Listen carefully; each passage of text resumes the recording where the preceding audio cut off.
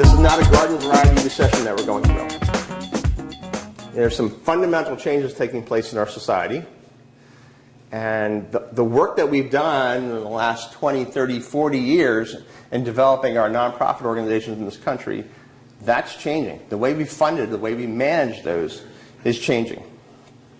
So I have a question.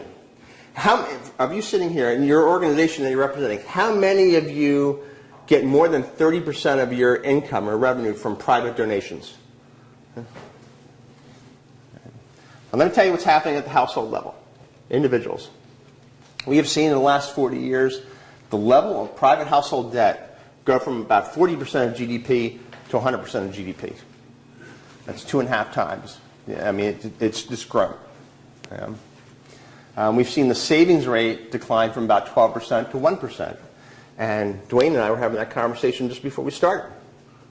You know, the fact that we've gotten away from the savings ethic, so we have a lot of people at the local level with a lot of household debt. If your organization depends a lot on individual giving, you might see some changes coming up in the amount of giving. We had a discussion last night about human services.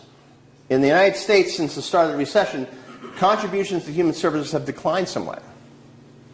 That's for American organizations. For international organizations, they've increased. So we're seeing that kind of change too in giving, that people are getting more of a global perspective. They're becoming more interested in giving globally. You know, they seem to be more attracted to a starving child in Central Africa than one in Meadville. Right? That's a change that we're going to have to talk about. So if you have individual donors, if you depend upon individual donors, that matters a lot. Anybody here working with any of the school districts? Jody is, I know that. Huh? What's the big crisis facing school districts?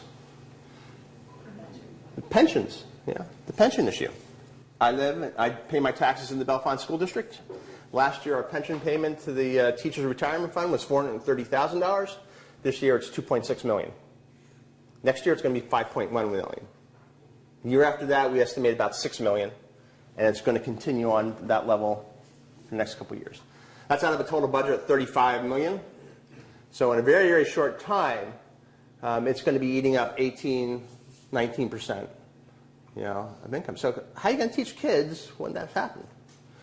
And if your organization does any kind of interaction with school districts, you're going to see some fall of that. If you have any kind of contractual arrangements with them,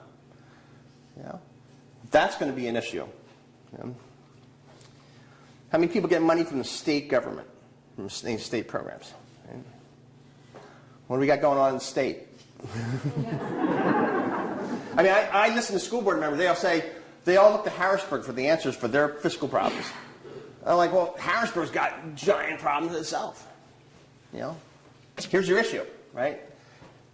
Every dollar, like at the school, for school districts, every dollar they put into the pension system, the state matches that dollar. Comes out of the general fund.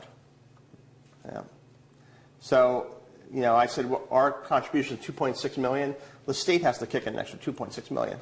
And then the state has their own employees' retirement fund as well, which is in a similar situation.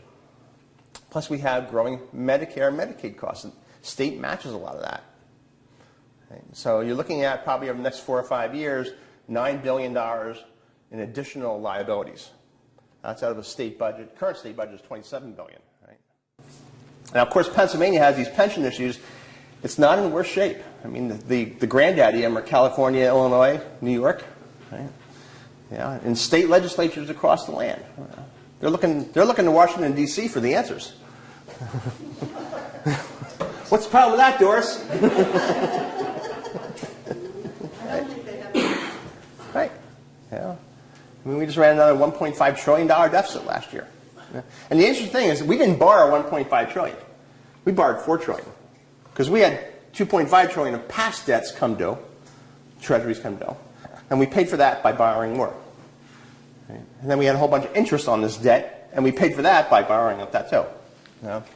So these are all things that are pointing to fundamental changes that are going to take place in our economy. And so the world is screaming at us. It's screaming at you. It's screaming at me.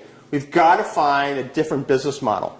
We've got to find different ways of funding and managing and delivering those kind of services that we've depended upon to create the kind of community here in Crawford County that we want. That's a fundamental challenge for us.